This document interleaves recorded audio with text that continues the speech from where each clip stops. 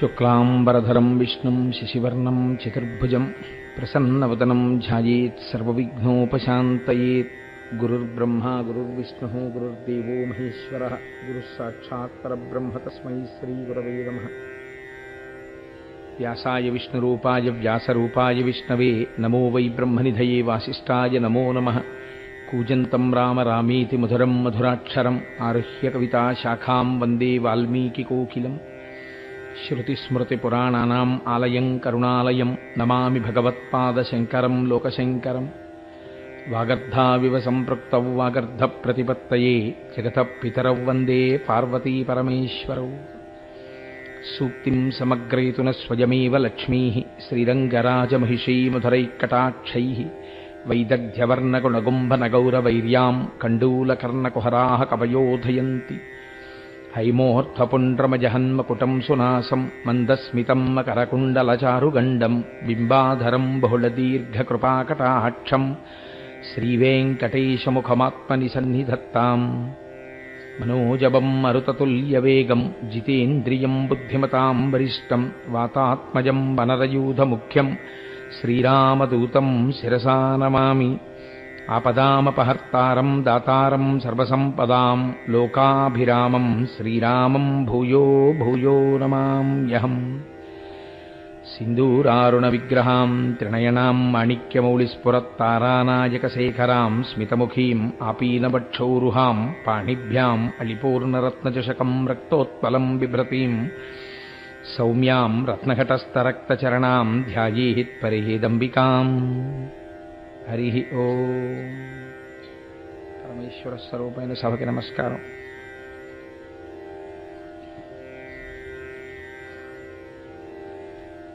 ప్రదోష వేళలో శివాష్టోత్తరంతో ప్రారంభం చేద్దాం. ధవళవపుషమిందోర్మండలే సన్నివిష్టం భుజగవలయహారం భస్మదిగ్ధాంగమీశం. మృగయ పరశుపాణిం చారుచంద్రార్ధమౌళిం హృదయకమలమధ్యే సంతతం చింతయామి. శివో మహేశ్వరః శంభుః పినాకీ శశిశేఖరః వామదేవో విరూపాక్షః కపర్దీ నీలలోహితః శంకరః శూలపాణిశ్చ-ఖట్వాంగీ విష్ణువల్లభః సిపి విష్ణోంబికానాథः శ్రీకంఠో భక్తవత్సలः భవః శర్వస్త్రిలోకేశः శితికంఠः శివాప్రియः ఉగ్రః కపాలీ కామారీ అంధకాసురసూదనः గంగాధరో లలాటాక్షః కాలకాలః కృపానిధిః భీమః పరశుహస్తశ్చ మృగపాణిర్జటాధరः కైలాసవాసీ కవచీ కఠోరస్త్రిపురాంతకः వృషాంకో వృషభారూఢో భస్మోద్ధూళిత విగ్రహः సామప్రియః సర్వమయస్త్రయీమూర్తిరనీశ్వరः సర్వజ్ఞః పరమాత్మా చ సోమసూర్యాగ్నిలోచనः హవిర్యజ్ఞమయః సోమః పంచవక్త్రः సదాశివः విశ్వేశ్వరో వీరభద్రో గణనాథః ప్రజాపతిః హిరణ్యరేతా దుర్ధర్షో గిరిశో గిరీశో నఘః భుజంగభూషణో భర్గో గిరిధన్వీ గిరిప్రియః కృత్తివాసాః పురారాతిర్భగవాన్ ప్రమదాధిపః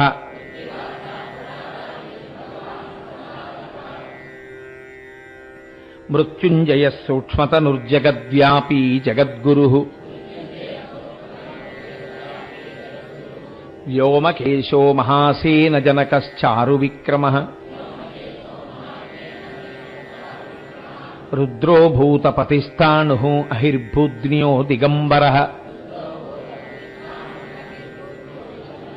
అష్టమూర్తిరనేకాత్మా సాత్వికः శుద్ధ విగ్రహः శాశ్వతః ఖండపరశుః అజపాశ విమోచకः మృఢ పశుపతిర్దేవో మహాదేవో వ్యయో హరిః పూషదంతభిదవ్యగ్రో దక్షాధ్వర హరోహరః భగనేత్రభిదవ్యక్తః సహస్రాక్షः సహస్రపాత్ అపవర్గప్రదోనంతః స్తారకః పరమేశ్వరः ఏవం శ్రీశంభుదేవస్య నామ్నామస్తోత్తరం శతం శ్రీశివాష్టోత్తరశతనామస్తోత్రం సమాప్తం.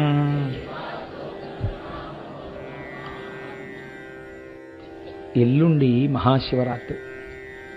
జన్మానికొక్క శివరాత్రి అన్నది బహుశः ఆనైమిత్తిక తిథి గురించి మాత్రమే ఉంది సామెత. అంత మహోత్కృష్టమైనటువంటి రోజు. ఆ రోజు ఉపవసించాలి. ఉపవసించడము అంటే కేవలము ఆహారము లేకుండా ఉండడం కాదు, భగవంతుని యొక్క సమీపమునందు నివసించుట. అంటే మనస్సు భగవంతుడికి దగ్గరగా ఉండాలి. అలా భగవంతుడికి దగ్గరగా మనస్సుని ఉంచడానికి మనం ఏదో ఒక కార్యక్రమాన్ని చేస్తే ఇంద్రియముల ఆధారంగా మనస్సు ఈశ్వరుడి సమీపమునందు నిలబడుతుంది. కాబట్టి ఆ రోజు ఉదయం చంద్రమౌళీశ్వరారాధనగా చేస్తాం మనం. చంద్రమౌళీశ్వరారాధన అన్నప్పుడు పంచసామ్యములను ఉంటాయి. రేపటి రోజున మీకు నేను అసలు ఆ మహాశివరాత్రి ఎందుకు వచ్చింది, లింగోద్భవం అనగానేమి, ఆ లింగోద్భవం జరిగినప్పుడు ఆ జ్యోతిని చూసినప్పుడు కార్తీక పౌర్ణమి నాడు కానీ లింగోద్భవ సమయమునందు జ్యోతిని చూస్తూ కానీ ఏ శ్లోకం చెప్పాలని మనకి వాంగ్మయం చెప్తోంది.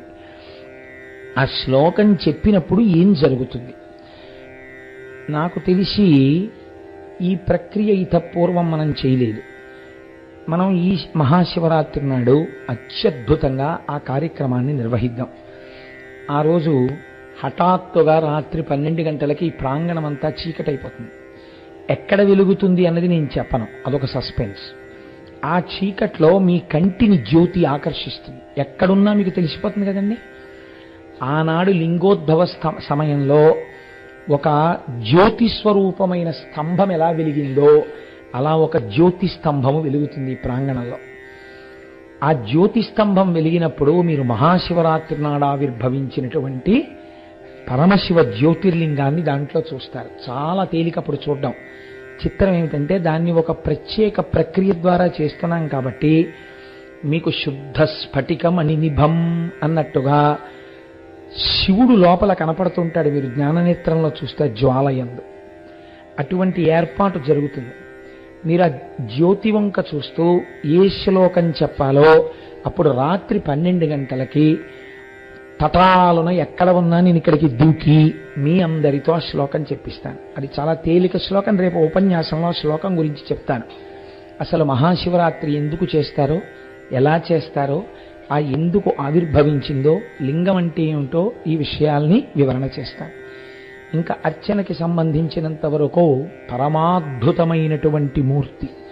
అసలు అది బయటికి వస్తుందా అని బెంగబెట్టుకున్నాడు ఆయన. ఆ ప్రెస్ ఆయన ఎంత అందమైన మూర్తిగా బయటికి వచ్చాడంటే, స్వామి ఇవాళ నాకు ఆఫీస్కి పట్టుకొచ్చి చూపించారు, ఇదిగోనండి తయారైందని. నా పక్కన మా ముత్యాల సత్యనారాయణ కూడా ఉండి చూశాడు. ముగ్ధులైపోయారు చూసిన వాళ్ళు. అపురూపమైనటువంటి మూర్తి, ఎక్కడో తప్ప ఎవరింట్లోనో తప్ప ఉండదు. పంచసామ్యములు అంటారు వాటిని, రేపు వివరణ చేస్తాను. అంత అందమైన మూర్తి. అటువంటి మూర్తిని నైమిత్తిక తిథి నాడు చంద్రమౌళీశ్వరారాధనగా సంకల్పం చెప్పి చేస్తే విశేషమైన ఫలితమని మనకి నడిచే దేవుడు చంద్రశేఖర పరమాచార్య స్వామి వారు చెప్పారు. కాబట్టి ఆ రోజున ఆ చంద్రమౌళీశ్వరారాధన జరుగుతుంది. నాకు తెలుసు మీలో కొంతమంది ఇది బాగానే ఉంది కానీ మాకు టోకెన్ అందలేదే అన్న బాధ మీకుంది. ఇంకా రేపటి వరకు టైం ఉందిగా. గోపాలకృష్ణ గారిని 250 నుంచి పీకి పాకం పట్టి 500కి లాగాం.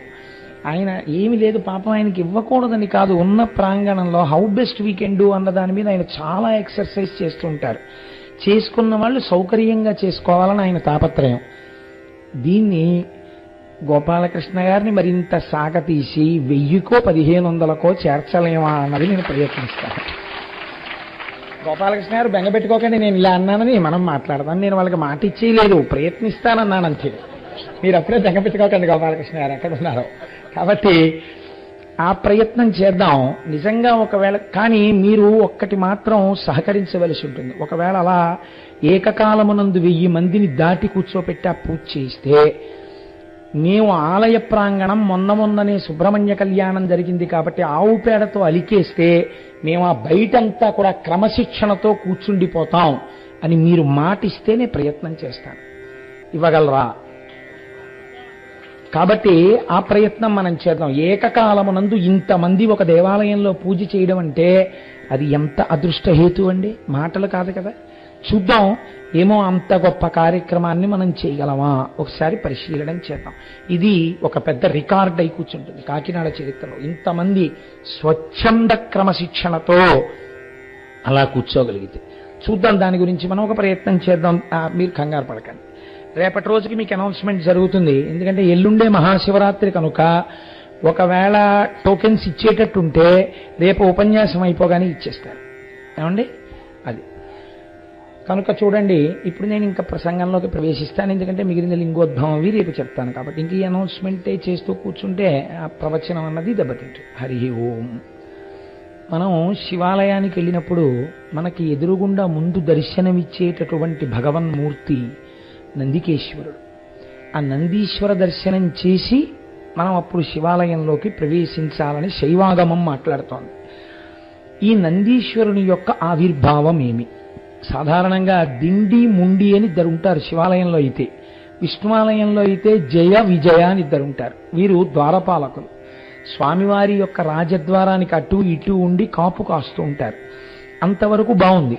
విష్ణువాలయంలో అయితే గరుడాళ్వారు ఉంటారు, వారిని సేవిస్తారు, వారికి నమస్కరిస్తారు. కానీ గరుడాళ్వార్ అలా శ్రీ మహావిష్ణువుకి ఎదురుగుండానే ఉండాలని కానీ, లేకపోతే గరుడాళ్వారు ఎదురుగుండా లేనటువంటి విష్ణువాలయం ఉండకూడదని కానీ విష్ణు ఆగమంలో ఉన్నట్లుగా మనకు అనిపించదు. ఎందుచేతనంటే మనం అనేక వెంకటేశ్వర స్వామి వారి దేవాలయాలు చూస్తుంటాం, ధ్వజస్తంభంలోనే కింద గరుడు ఉంటూ ఉంటాడు.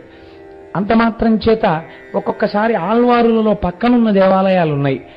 కానీ శివాలయం అనేటప్పటికీ శివలింగం ఎంత ముఖ్యమో నందీశ్వరుడు అంత ముఖ్యం. ఇది ఎందుకు జరిగింది, ఎలా జరిగింది? అలా ఒక వృషభ రూపమై ఈశ్వరుడు నన్ను క్షమించుగాక ఒక పశువు శివుడి ముందు కూర్చునేటటువంటి అధికారమును ఎలా పొందినది? ఇది కేవలం అలా పడుకోవడం కాదండి. ఒక ఎద్దు మీరు శివాలయం తాలూకా మెట్టు దాటి లోపలికి వెళ్ళగానే ముందు కనపడేది ధ్వజస్తంభం, దాని తర్వాత కనపడేది నందీశ్వరుడు. ఆ నందీశ్వరుడు అసలు ఎలా ఎందుకుంటాడో అన్న విషయం మీకు అర్థమైతే జీవితంలో మీరు 100 మెట్లు ఒక్కరోజు ఎక్కేసినట్టు. అన్ని కొత్త విషయాలు మీకు తెలుస్తాయి. కాదు, అది విన్నంత మాత్రం చేత కొన్ని గొప్ప ఫలితములు కలుగుతాయి. ఇప్పుడు మీరు అవధరించండి. ఒకానొక సమయంలో శిలాదుడు అనబడేటటువంటి ఒక మహర్షి, ఆయనకి ఒక చిత్రమైన కోరిక కలిగింది. మనకి కోరికలు కలుగుతుంటాయి.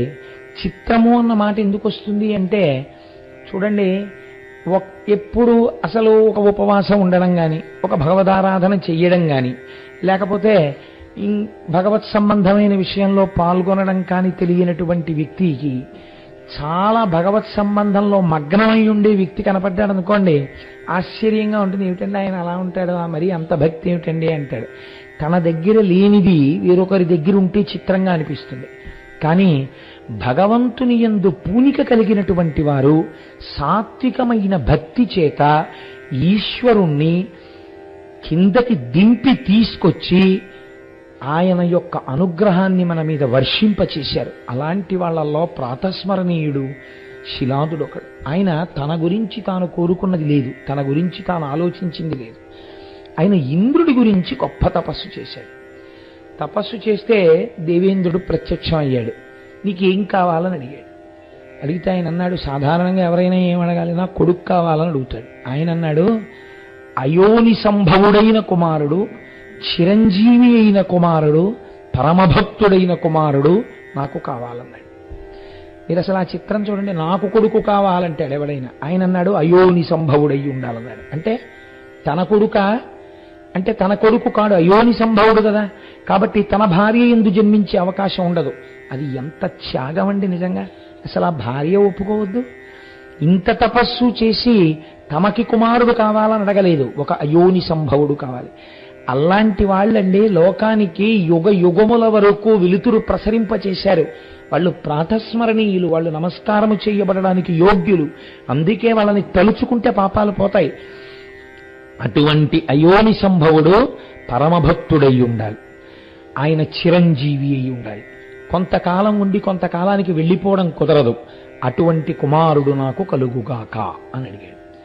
అడిగితే దేవేంద్రుడు నాలాగే ఓసారి తలకాయ గోక్కునన్నాడు, ఇలాంటి కోరిక నా గురించి తపస్సు చేసి ఎవ్వరూ అడగలేదు.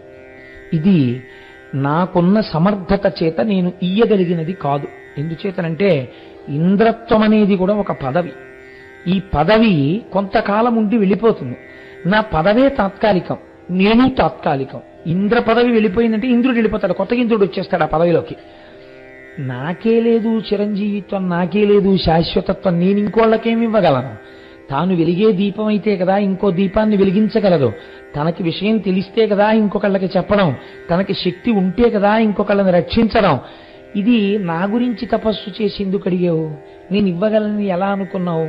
నేను ఇవ్వలేను, కానీ ఇది నా సమర్థత కాదు, కానీ ఇంత తప్పించావు కనుక ఇది ఇవ్వగలిగిన వాడిని చూపిస్తాను. ఇలా ఇవ్వగలిగిన వాడెవరో తెలుసా? ఇది చాలా లోక విరుద్ధమైన విషయాన్ని నువ్వు అడుగుతున్నావు.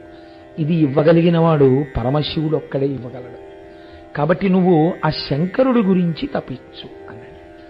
చిత్రం ఏమిటంటే, పోన్లేండి ఇంకా అంత దూరం అయితే మళ్ళీ శివుడి గురించి తపస్సు చేసి ఇవన్నీ జరిగే పనిలో జరగని పనిలో పోయి మీరేమి ఇవ్వగలరని అడగాలి కదండి. మనమైతే అలా అడుగుతాం. ఆయన అలా అనలేదు, అలాగే అన్నాడు. ఈ పూనికండే ఈ ధృతి, ఈ పట్టుదల, ఈ శక్తి లోకంలో అద్భుతాలు సృష్టించింది. నాకు తరచూ అనిపిస్తుంటుంది, మన పౌరాణిక వాంగ్మయం ఇవాళ ఏ స్థాయికి వెళ్ళిపోయిందంటే, పురాణంలో నుంచి ఏదైనా ఒక కథ వినడము అంటే ఏ పని పాడు లేనివాడు, జీవితంలో ఇంకా కేవలము మృత్యువు కొరకు ఎదురు చూడడం తప్ప వేరొక వ్యాపకం లేనివాడు, వాడి కొరకు మాత్రమే నిర్దేశింపబడినది అనేటటువంటి ఒక తప్పు అపోహ ఇవాళ కలి ప్రభావం చేత మన యందు కలిగింది. నిజానికి మీరు ఇది ఎవరు వినాలి? నేనైతే అనుకుంటాను, ఈ విషయాన్ని నాకు మనస్ఫూర్తిగా చెప్పుకోవాలంటే ఎవరికి చెప్పాలనిపిస్తుందో తెలుసా అండి? కాలేజ్ గోయింగ్ చిల్డ్రన్ అందరినీ కూర్చోపెట్టి పట్టుదల అన్నది ఎన్ని అద్భుతాలని ఆవిష్కరించింది ఈ దేశంలో. కొన్ని కోట్ల మంది వానరులు కింద ఉండిపోతే ఏ శపథమన్వేష్టం చరణా చరితే పథి, నేను వెడతానని సంకల్పించారు హనుమ. ఈ ఏషా, అందుకే అంత మాట వేసేశారంతే మహర్షి. అసలు సంకల్పించాడు రా, వీళ్ళందరూ కింద కూర్చున్నారు వెళ్ళలేమని, వెడతానన్నాడు. అదే గొప్ప. ఎవడు అసలు లోకమునంతా ఏ పోకళ్ళలో పోతోందో ఆ పోకళ్ళలో పోకుండా నేను ఒక కొత్త విషయాన్ని సాధిద్దామని బయలుదేరిన మొనగాడున్నాడే, వాడి వల్ల లోకానికి అద్భుతాలు జరుగుతాయి. తను నిద్రపోవాలన్న విషయం, తన అన్నం తినాలని విషయం, తను కాఫీ తాగాలన్న విషయం మర్చిపోయారు అబ్దుల్ కలాం గారు. ప్రొఫెసర్ పిలిచి నువ్వు 7 రోజులలో ఈ ప్రాజెక్ట్ ఇవ్వాలి అంటే ఆయన మర్చిపోయారు. మర్చిపోతే అటెండెంట్ ఆయనకి జ్ఞాపకం చేశాడు, మీరు కాఫీ తాగలేదు, మీరు అన్నం తినలేదు అని. ఈ పట్టుదల ఇవాళ భారతదేశ రక్షణ సామర్థ్యమునందు కొత్త కొత్త ఉపగ్రహ సృష్టికర్తయ్యి, వీరు వారు అని లేకుండా అందరి చేత గౌరవింపబడగలిగినటువంటి ఒక మహోన్నత సంస్కారిని తీర్చిదిద్దింది రాష్ట్రపతిగా. అందుకే చూడండి, ఈ సంకల్ప బలం పిల్లల్లో చేర్చాలనో ఏమిటో ఆయన తాపత్రయం. ఎక్కడికొచ్చినా ఆయన పిల్లలతో మాట్లాడడానికి ఇష్టపడతారు. నాకు తెలిసి సర్వేపల్లి రాధాకృష్ణన్ గారి తర్వాత అంతలా పిల్లలకి చేరుకై మాట్లాడడానికి ఇష్టపడేటటువంటి గురుస్వరూపం అబ్దుల్ కలాం గారు. మహనీయుడే, వారిని స్మరించడమే సంతోషం. కాబట్టి చూడండి, శిలాదుని యొక్క పూనిక చూడండి, ఇది కొత్త కోణం తొలగాలి. ఇది కదండి, ఇంతమంది దేవతలు, ఇంతమంది దానవులు క్షీరసాగర మథనం చేశారు, హాలాహలం వస్తే పారిపోయారు. మరి శిలాదుడు ఒక్కడు, హనుమ ఒక్కరు, వీళ్ళు చరిత్ర సృష్టించారు. ఎందుకు సృష్టించారు అంటే వాళ్ళ సంకల్ప బలాలు అటువంటివి. నేను ఇవ్వలేని శివుణ్ణి అడుగన్నాడు. ఇంద్రులని సృష్టించగలిగిన వాడు నాకు లొంగుతాడా, నాకు కనపడతాడా అని బెంగ పెట్టుకోలేదుట. తపస్సు చేశాడు. ఎక్కడ కూర్చుని చేశాడో తెలుసా అండి తపస్సు? వజ్రముల వంటి పళ్ళు కలిగినటువంటి పురుగులు ఎక్కువగా ఉండే ప్రాంతంలో కూర్చుని తపస్సు మొదలెట్టాడు. అంటే మనస్సు అంతర్ముఖం అవదు. ఎందుకు అవదు? వాటికి ఒక లక్షణం ఉంటుంది. నిశ్శబ్దంగా కూర్చుంటే చుట్టూ చేరి తమ వజ్రముల వంటి దంతములతో కొరుక్కు తినేస్తాయి శరీరాన్ని. కాబట్టి కూర్చోగానే దోమలు ఎక్కువగా ఉంటేనే సంధ్యావందనం కుదరదు. అలాంటిది, అలాంటి పురుగుల మధ్యలో కూర్చుని ఇంకా ధ్యానం ఏమిటండి, తపస్సు ఏమిటి? కానీ ఆయన సంకల్ప బలం చూడండి, తనకి తాను పరీక్ష పెట్టుకున్నాడు. అక్కడ కూర్చుని తపస్సు మొదలెట్టాడు. మొదలెడితే కొద్ది కాలం అయ్యేటప్పటికీ శిలాదుడు అనబడేటటువంటి రూపం అక్కడ లేదు, అస్థిపంజరం ఒకటే ఉందంతే. అంటే మిగిలినటువంటివన్నిటినీ తినేసాయి పురుగులు. ఎముకలు తప్ప అన్నీ తినేస్తే మహానుభావుడు పళనిలో ఉన్నటువంటి సుబ్రహ్మణ్యేశ్వర స్వామి వారి తొడ కింద గోరు పెట్టి గీరేవారట. గీరితే చిన్న ముద్దలా వచ్చేది.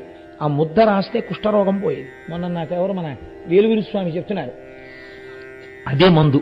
దక్షిణ భారతదేశంలో ఒకప్పుడు కుష్ఠరోగం వస్తే పళని సుబ్రహ్మణ్యేశ్వర స్వామి వారి దగ్గరికి వెళ్ళడం, తొడ కింద గీరి మందు తెచ్చుకోవడం. అలా గీరగా గీరగా గీరగా ఆయన తొడంతా చెక్కుకుపోయింది కొన్నాళ్ళకి. ఇప్పుడు అభిషేకం కూడా ఆయనకి ఉదయాస్తమాన సేవ అయింది. ఎందుకంటే తొడంతా గీసుకుపోయింది. మహానుభావుడండి. అలా గీరితే శిలా విగ్రహం అయితే అందులోంచి అంతంత ముద్దలు ఎలా వచ్చాయి? ఎన్ని వేల మందికి కుష్ఠవ్యాధి నయమైందో పళని సుబ్రహ్మణ్యేశ్వర స్వామి వారి తొడలోంచి వచ్చిన ముద్దలతోటి. కనుక ఆయన శరీరం అంతా తినేస్తే అస్థిపంజరం ఒకటే ఉంది. ఇప్పుడు మీరు అనకూడదు కాబట్టి అనరు, కానీ చర్మమే తినేస్తే కన్నుల వంటి మెత్తటి వాటిని వదిలిపెడతాయండి. కాబట్టి అవి కూడా తినేస్తే ఏమున్నాయి?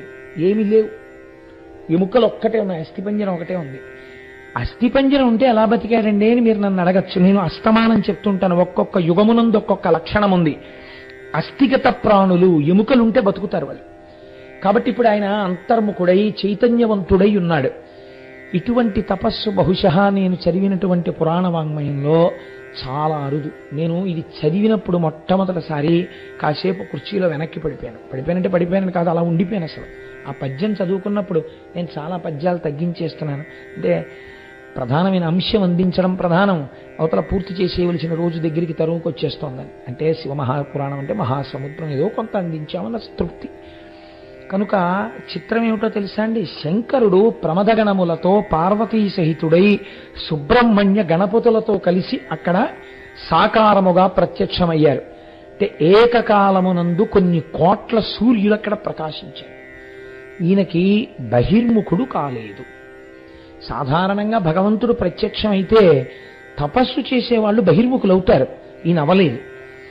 అవకపోతే నీళ్లు జల్లితే బహిర్ముఖుడవడానికి స్పర్శేంద్రియమైన చర్మం లేదు. అయితే జటాజూటం నుంచి నీళ్లు జల్లచ్చు. ఇప్పుడు బయటికి తేవడానికి శంకరుడు ఏం చేశాడో తెలుసా అండి? అసలు సృష్టిలో ఇలాంటిది జరగలేదు. తన కుడికాలు పైకెత్తి కుడికాలి బొటన వేలుతో ఆయన యొక్క మూడవ కన్ను అనగా జ్ఞాననేత్రం ఉండేటటువంటి ఆజ్ఞాచక్రము దగ్గర పెట్టి ఆపెట్టలాగా అప్పుడైన బహిర్ముఖుడయ్యాడు. అసలు నిజంగా ఇలాంటి స్థితి పొందిన మహాపురుషుడు ఉంటాడండి. శంకరుడు యొక్క కాలి బొటన వేలు జ్ఞాననేత్రమునందు కొంతసేపు తగిలి ఉంటే తప్ప అసలు బహిర్ముఖుడు అవల. ఈయన తపస్సు చూసి పొంగిపోయాడు. పొంగిపోయి, ఏమయ్యా దేని గురించి తపస్సు చేశావు అని అడిగాడు. ఆయన ఉన్నదున్నట్లు చెప్పాడు, నేను ఇంద్రుడి గురించి తపస్సు చేశాను. ఆరాధయ మహాదేవం తత్పుత్ర వినికామ్యయా సర్వేశ్వరో మహాశక్తః సతే పుత్రం ప్రదాస్యతి.